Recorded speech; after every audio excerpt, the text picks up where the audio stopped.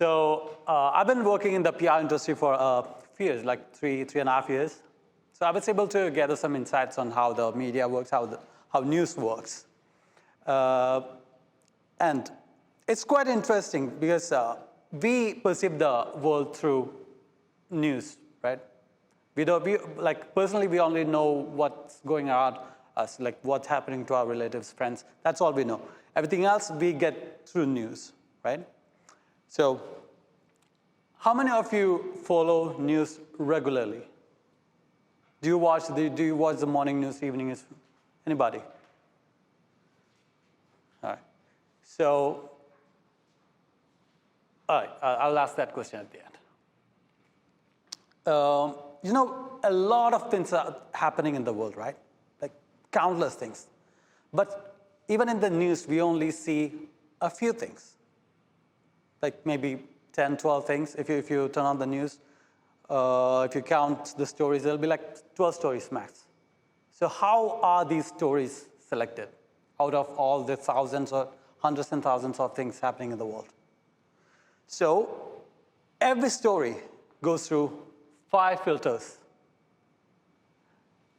There are 5 filters of media that determine what stories get told and how they are told. So first one is ownership of the media, advertising, sourcing, where the news is sourced from, flag, and ideology. I'll explain that later. So the first filter of news, ownership. It's simple, right? If you own a media company, you will only publish what you like. You will not publish anything that goes against your interests and nothing that harms you. So that's ownership. And globally, like 90% of all the global media are owned by 6 companies: Disney, Comcast, Viacom, News Corp, and AT&T, and CBS. These 6 companies own 90% of global news. And in India, it's a bit more diverse. So this is the landscape on India: News Network 18, Republic, Asianet, Zee Media, NDTV. So it's a bit more diverse. Diversity is good because more opinions get to be told.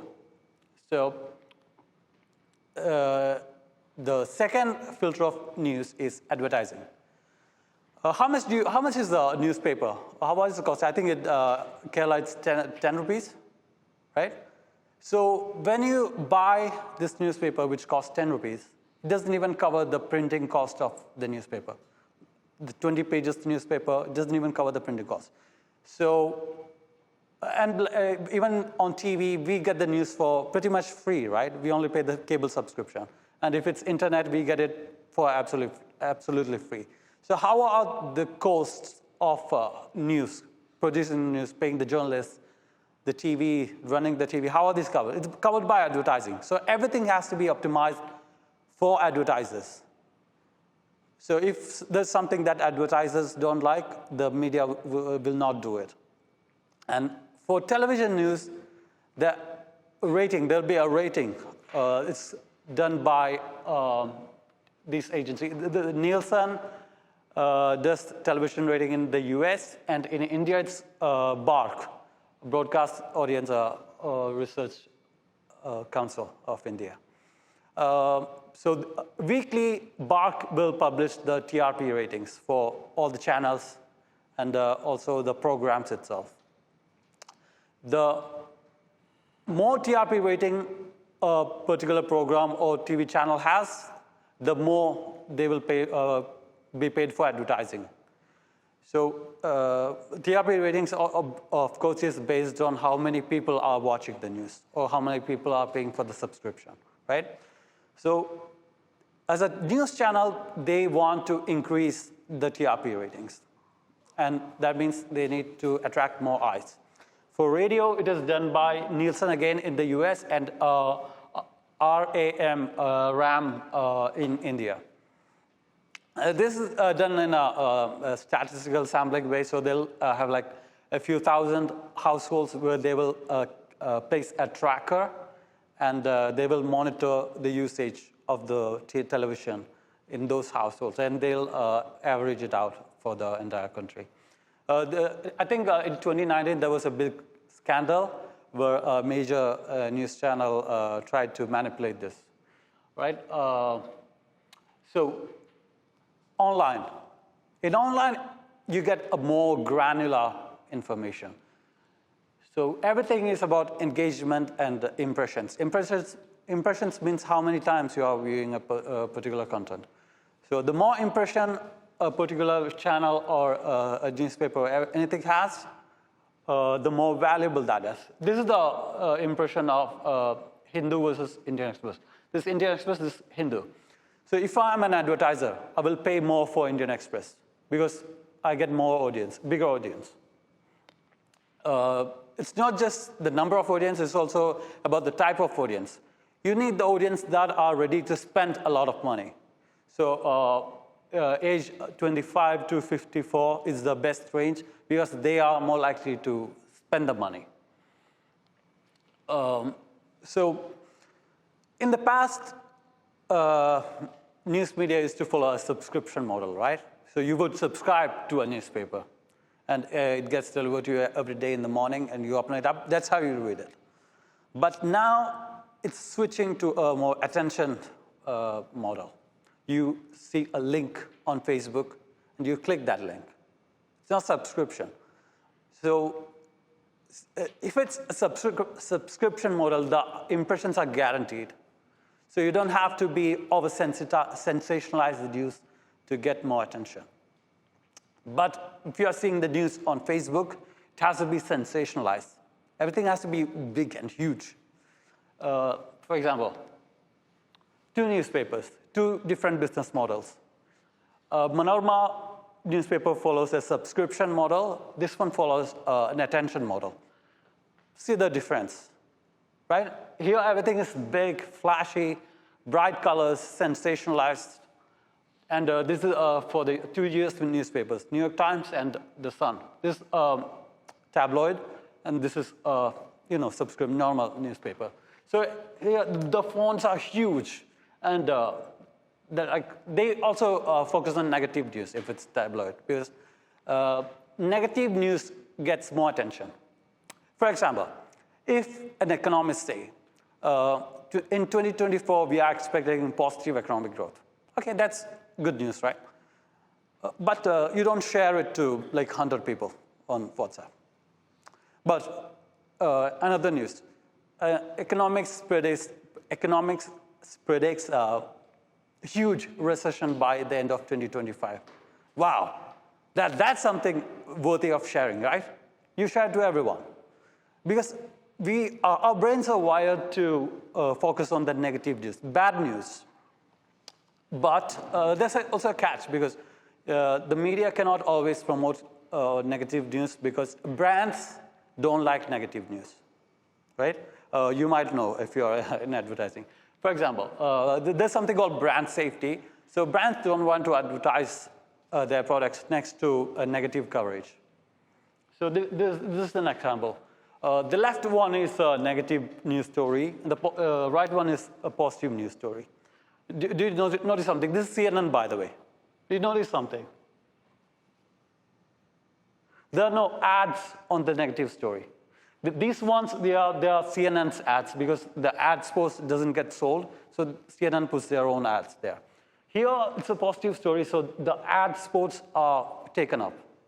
Even in TV, it's a bit more tricky to control this in TV, because you don't know where the ads get placed. You can actually pick the television shows. So a reality TV show is a safe place to display your ads. But in the news, it's a bit more tricky. So some brands do not advertise on news TV sports at all, because it's a bit tricky.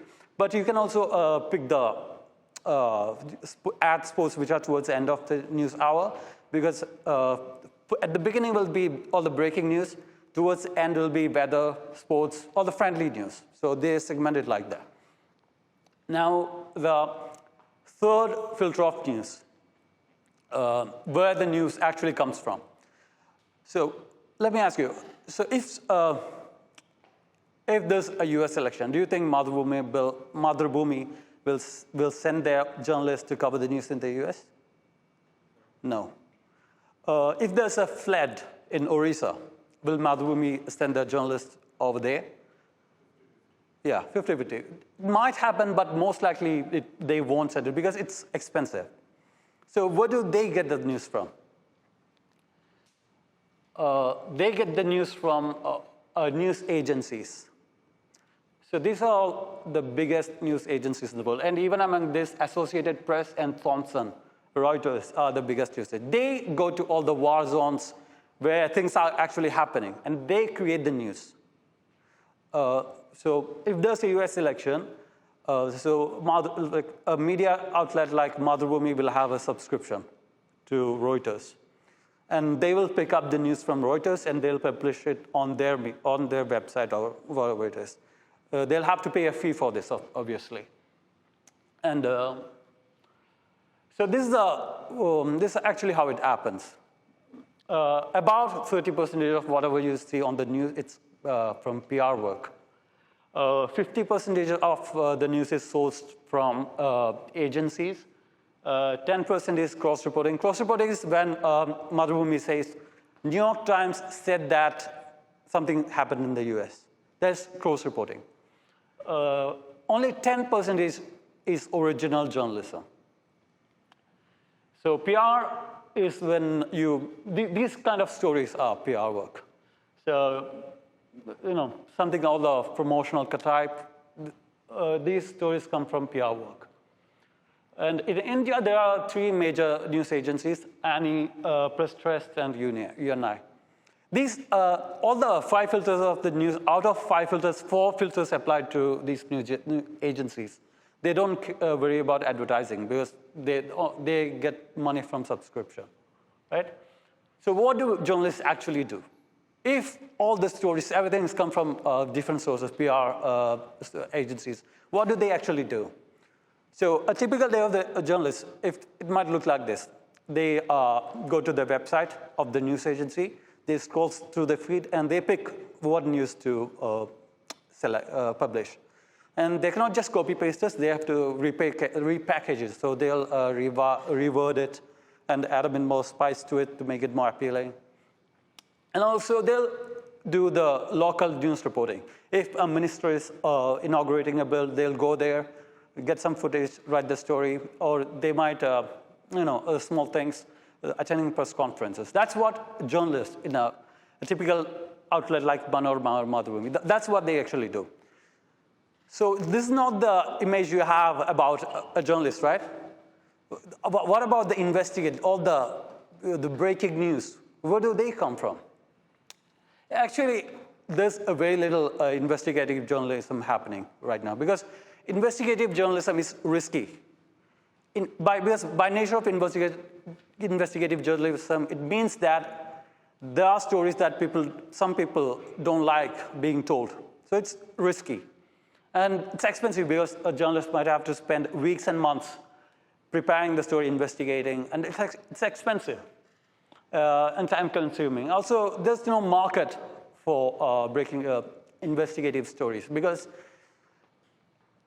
when the investigation comes out after 1 month, audience, they are no longer interested in it, right? We are only interested in what happens right now. So after 24 hours, it's ancient history. So there's no market for investigative journalism anymore. But there are some independent people like this. He got an award in Kerala for investigating journalism. He runs an independent investigation agency. And Ranayib, she writes for Washington Post. And Joni Harris, he runs a YouTube channel doing his own journalism. The fourth filter of news is FLAC.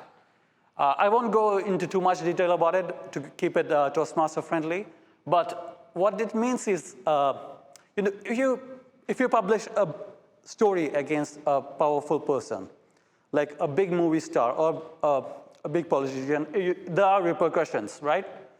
So when a media publishes a story, they will have to think about the consequences of publishing that story. That's flack. And the fifth filter of news is ideology. So that means the dominant narrative that's prevalent in the community or the country or whatever it is. The media did not want to publish that goes against the dominant narrative. That's it. I'll leave it at that. And now, do you trust the media? Whatever you see, the news, what you watch, you read. How many of you actually trust what you read?